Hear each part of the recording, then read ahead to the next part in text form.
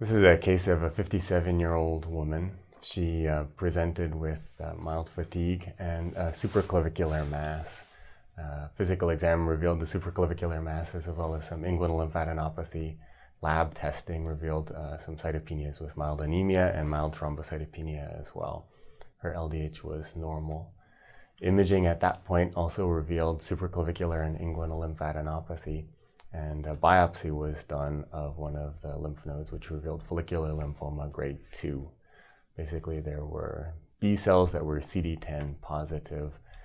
They were a mixture of small and large cells with somewhere around 6 to 10 central blasts per high power field, so grade 2 follicular lymphoma.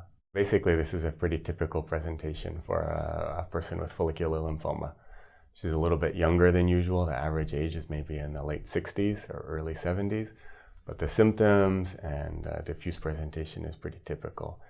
Her Flippy score is intermediate Flippy score 2 based on the stage 3, and the slightly low hemoglobin, which puts her at an intermediate risk.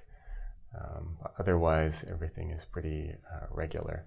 She was originally treated with bendamustine and rituximab and achieved a complete response.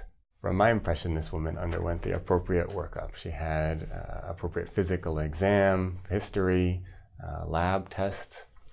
Some people have started to include beta-2 microglobulin in their lab testing, but otherwise she's undergone normal lab testing.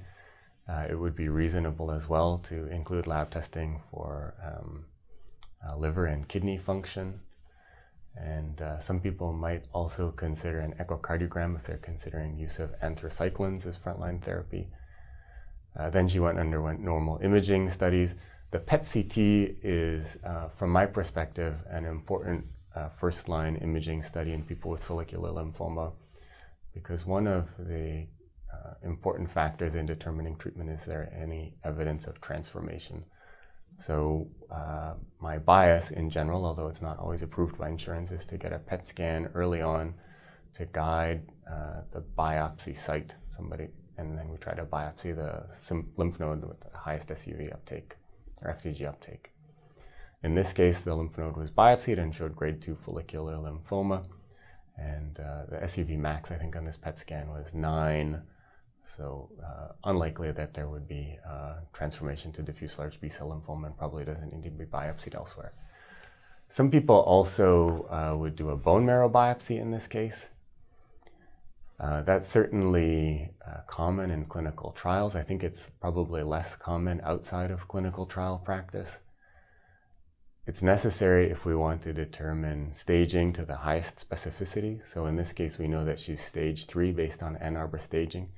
In other words, she has lymph node groups on opposite sides of the diaphragm. She doesn't have obvious extranodal involvement based on the PET-CT imaging. So we can say she's stage 3. She has a relatively high risk of being stage 4 if a bone marrow biopsy is done. Whether or not that changes anything, it doesn't change her Flippy risk score, and whether or not that changes anything else, for example, treatment, is also unlikely, I think. So my bias has generally not been to do bone marrow biopsies in every patient unless I'm particularly concerned that I'm missing something. You could argue in this case that her cytopenias are reason to look for follicular lymphoma. On the other hand, if you know that you're going to find it there, I'm not sure that would put somebody through a procedure for no reason.